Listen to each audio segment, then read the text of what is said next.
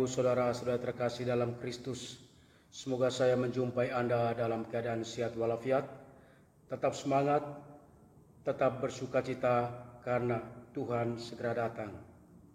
Jumpa kembali dengan saya, Pater Dion Damis SPD, dalam renungan harian Embun Sabda, Rabu 23 Desember 2020. Bapak, Ibu, saudara-saudara terkasih dalam Kristus, kita selalu membayangkan Natal itu sebagai momen yang penuh damai dan ketenangan. Salah satu bentuk persiapan kita untuk menyambut kedatangan Tuhan adalah damai atau menciptakan perdamaian. Maka kesediaan kita untuk berdamai, memaafkan atau meminta maaf merupakan bagian penting dari persiapan kita. Maleaki, seorang nabi perjanjian lama terakhir sebelum kedatangan Yesus, menubuatkan datangnya seorang utusan yang mempersiapkan jalan Tuhan masuk ke baitnya. Utusan ini berperan untuk membersihkan atau memurnikan hati umat Tuhan sebelum kedatangan Tuhan atau sebelum datangnya hari Tuhan yang besar dan dahsyat. Lalu Maleaki mengidentifikasikan utusan itu sebagai Nabi Elia yang datang untuk membuat hati para bapa berbalik kepada anak-anaknya dan hati anak-anak berbalik kepada bapanya. Rekonsiliasi adalah cara Elia untuk mempersiapkan orang menyambut kedatangan Sang Mesias. Seringkali damai tersebut paling dibutuhkan atau paling mendesak dalam relasi dengan orang-orang yang dekat dengan kita, seperti anggota keluarga, atau dalam bahasa Maleaki, relasi hati bapa dan anak, dan sebaliknya. Para penulis Injil dan juga iman gereja menyatakan bahwa ramalan Maleaki ini terpenuhi dalam diri Yohanes Pembaptis. Hari ini Injil Lukas berbicara tentang kelahiran Yohanes. Kita tahu kelahiran Yohanes Pembaptis disertai banyak keajaiban. Lukas menyampaikan dua hal penting dalam ceritanya hari ini. Pertama, kelahiran Yohanes memberikan sukacita luar biasa, bukan hanya bagi Elisabet dan Zakaria, tetapi juga bagi keluarga, bagi tetangga mereka.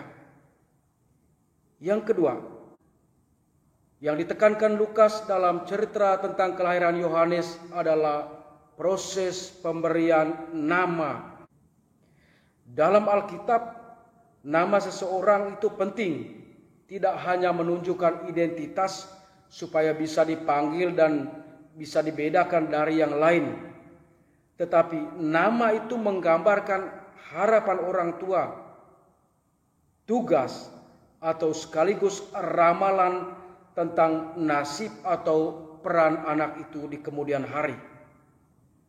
Maka nama Yohanes kita tahu berasal dari malaikat Tuhan dalam penampakan kepada Zakaria di bait Allah.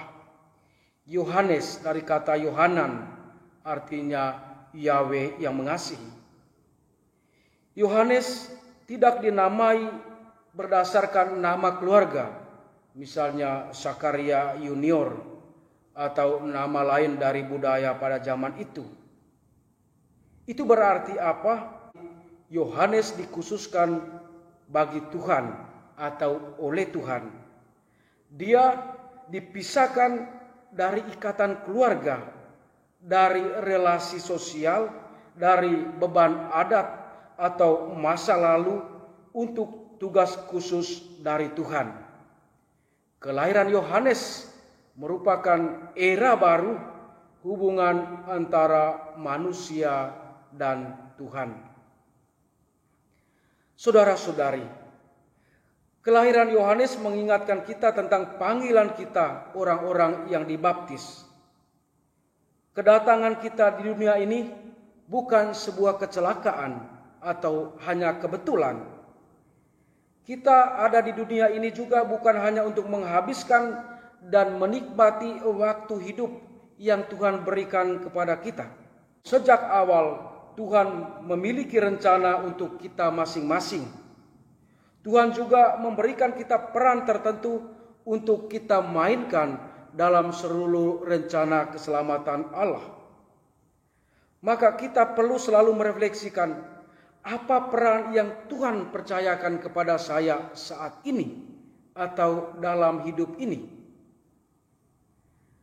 Kelahiran Yohanes juga merupakan tanda kedatangan Mesias, sekaligus peringatan bagi kita untuk mempersiapkan hati kita bagi kedatangan Mesias.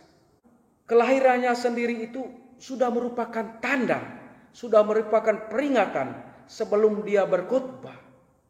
Selaras dengan ramalan Nabi Maleaki dalam bacaan pertama, maka kelahiran Yohanes itu sendiri sudah merupakan peringatan bagi kita untuk mempersiapkan kedatangan Sang Mesias dengan mengupayakan perdamaian, rekonsiliasi pertama dengan Tuhan, yaitu lewat pertobatan.